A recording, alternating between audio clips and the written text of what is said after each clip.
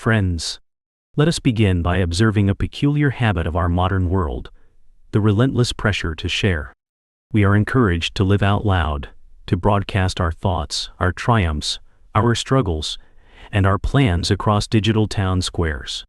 We craft our lives into narratives for public consumption, believing perhaps that transparency is a form of strength, that to be an open book is to be authentic. But what is the quiet aftermath of this constant revelation? Have you ever shared a fledgling dream, a grand ambition, only to have it met with a cynical remark that drains all your enthusiasm? Have you ever revealed a past wound in a moment of vulnerability, only to see it later used as leverage, or met with a shallow pity that makes you feel smaller? You share good news, and you sense the subtle sting of envy in a friend's reply. You share a struggle, and you receive a torrent of unsolicited, unhelpful advice. In the wake of so much sharing, we often find not connection, but a profound sense of inner disturbance, a loss of our own precious tranquility, apatheia. This common experience pushes us toward a critical philosophical question, one that the Stoics considered essential for a well-lived life. Is all speech golden? Is all revelation wise? Or is there a form of strength, a deeper peace, to be found not in what we say, but in what we wisely choose to hold in silence?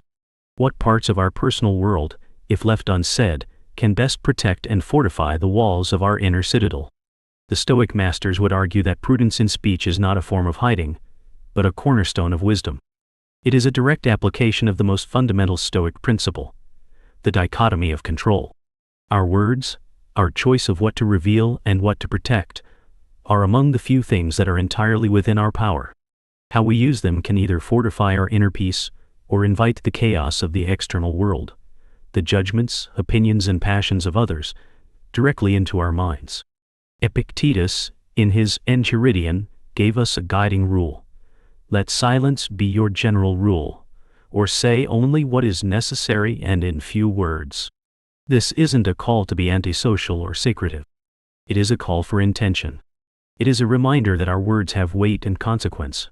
The wise person understands that not every thought needs an audience, and not every aspect of their life is a commodity for public discussion.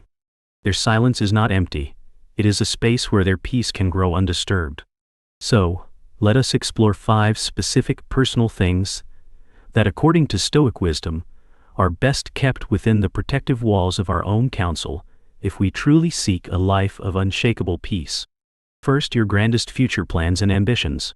What is the first thing we often want to do when a brilliant idea or a life-changing goal sparks in our minds? We want to announce it. We seek validation before the work has even begun. The Stoics would see this as a critical error. By announcing your grand plans, you are chaining your present peace to a future outcome that is not entirely within your control. You invite judgment, expectation, and envy. As Seneca wisely noted, we are often tormented as much by hope as by fear. Think of a grand plan as a delicate sapling. It needs to be nurtured in private before it is exposed to the unpredictable weather of public opinion. The Stoic alternative is to work in silence. Let your action be your announcement. Focus entirely on the process, which is within your control. Let the finished work be the statement. Second, your acts of goodness and virtue. Imagine you perform an act of kindness. The modern impulse is to share this. For a Stoic, virtue is its own reward. The moment you seek external praise for a virtuous act, you corrupt the act itself. Marcus Aurelius asked, "Does the vine, when it has produced its cluster of grapes, ask for an award? A man, when he has done a good act, does not call out for others to come and see, but goes on to the next act." True virtue is like a silent underground spring. The Stoic alternative is to do the right thing, and then move on. Find satisfaction in the act itself, in knowing you have acted in accordance with your reason. Logos. This builds an inner citadel fortified by self-respect, not public opinion. Third, your deepest wounds and traumas indiscriminately. To share your deepest vulnerabilities with the undifferentiated crowd is an act of profound imprudence. You are placing the most sensitive parts of your history in the hands of those who may lack the wisdom or empathy to handle them with care. This can lead to fresh injury. The Stoic focus is not on what has happened to us, but on the character we choose to build in response to it. Think of your past wounds as sacred scars. To display them in the marketplace is to invite people to poke at them. The Stoic alternative is to be fiercely protective of your story. Share your wounds only with a select few who have earned your trust. For the rest of the world, let them see not your wounds, but the strength you have forged because of them. Fourth, the full extent of your wealth or poverty. Money is one of the most volatile topics. To the Stoics, wealth is a quintessential indifferent. It is neither good nor bad. To speak of your wealth is to invite envy, resentment, or insincere friendship. To speak of your poverty is to invite pity or contempt. In either case, you are focusing the conversation on an external circumstance. Epictetus would remind us, wealth consists not in having great possessions, but in having few wants. Your financial state is simply a tool. The wise person doesn't talk about their tools. They simply use them, whether many or few, to build a life of virtue. The Stoic alternative is to practice discretion and focus discussions on ideas and character, not on the numbers in a bank account. Fifth, the faults and misdeeds of others, gossip. There is an almost magnetic pull to gossip.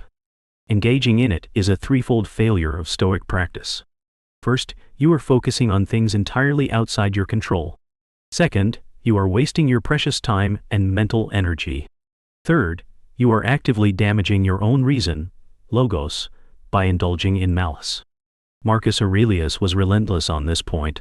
Waste no more time arguing what a good man should be. Be one. Gossip is like drinking small doses of poison and expecting someone else to get sick. The Stoic alternative is to practice a dignified silence. When the conversation turns to the faults of others, turn the camera inward. This is a powerful exercise in discipline and a direct path to preserving your tranquility. In essence, the path to a peaceful life is not paved with reckless transparency, but with wise and deliberate discretion. Our silence can be as powerful a tool as our speech. By choosing not to reveal these 5 things, we are being strategic guardians of our own inner peace. We are keeping the gates of our inner citadel shut to the needless turmoil of the outside world. So I leave you with this question to carry into your week, fellow seekers of wisdom. In which of these 5 areas could you practice a more protective, more peaceful silence, and what might you gain by doing so? The choice to speak and the choice to be silent are both yours. Wield them with wisdom. Feel free to share your thoughts on this practice in the comments. May the light of wisdom illuminate your inner citadel. Until next time.